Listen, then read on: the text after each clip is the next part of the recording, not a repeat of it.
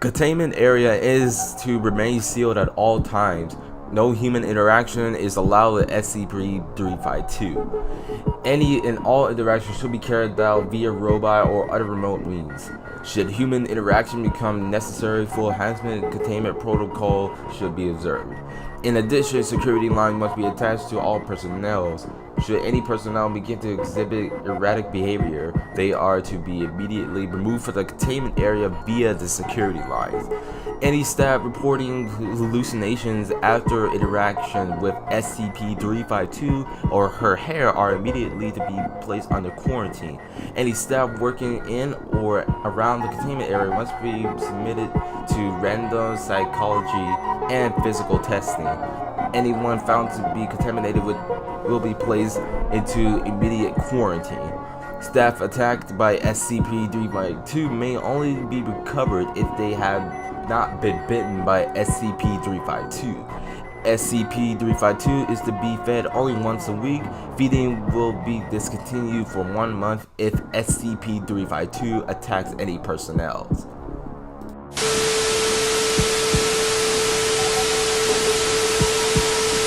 SCP-352 appears to be a very old, emaciated woman of indeterminate age and race. SCP-352 speaks Old Russian, but with an accent and dialect that makes translation very difficult. SCP-352 is extremely unwilling to communicate with most of the conversation, thus far made primarily of threats or statements of revenge. SCP-352 has never identified herself by any name, and due to her aggressive nature, it has been impossible to determine any background information.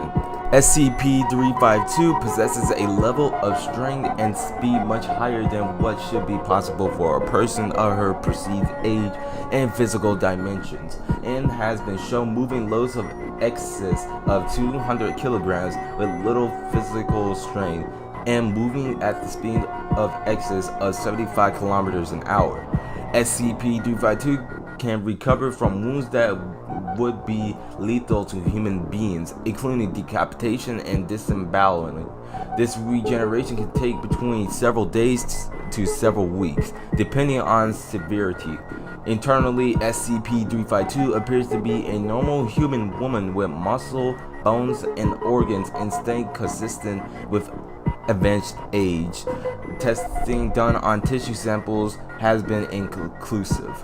SCP-352 is capable of growing very thin hair-like strands from any part of her body, apparently at will. These strands can grow several meters an hour and appear to be at least particularly under the control of SCP-352. They have been observed crawling along floors and up walls and other structures. These hairs are clear and nearly invisible to the naked eye, and appear to be slightly weaker than standard human hair.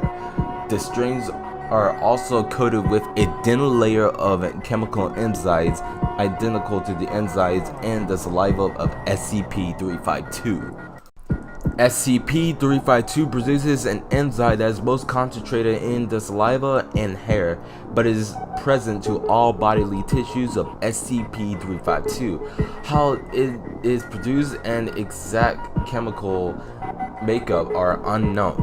This enzyme reacts on contact with human tissue and rapidly attacks the nervous system.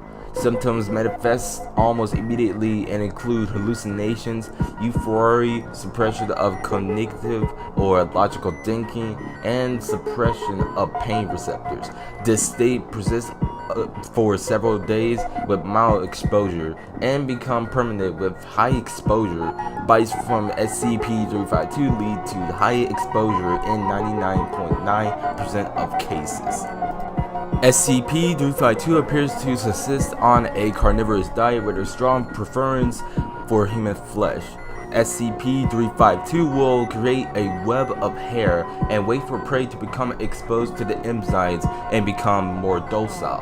SCP-352 will often remove and eat the limbs of the prey item to prevent it from wandering away, and can take several days to fully devour prey. Humans can be observed to be still in the euphoric state and have no knowledge of the outside world, even as they suffer the loss of limbs and other bodily tissues.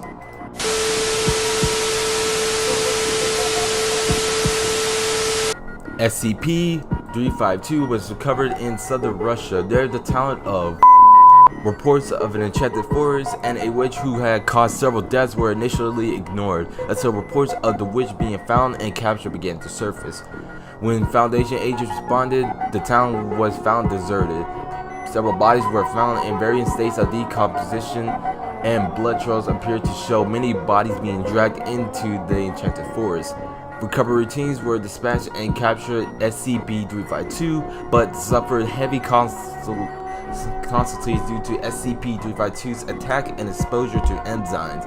A large amount of hair was recovered as well and is believed to be the cause of many exposure incidents, with contact being attributed to spiderwebs or an agent's own hair and not reported until hallucinations manifested. While SCP-352 prefers any type of human flesh over any type of meat, it appears to have a special propensity for children between 0 and 2 years of age. After observation of highly elevated level of cooperation and reduces tendency to attack staff while consuming flesh of this type, a possible alteration in the current diet is being considered. The use of SCP-604 and SCP-1680 has more efficient food source for SCP-352 is currently pending approval for Project Director following initial testing.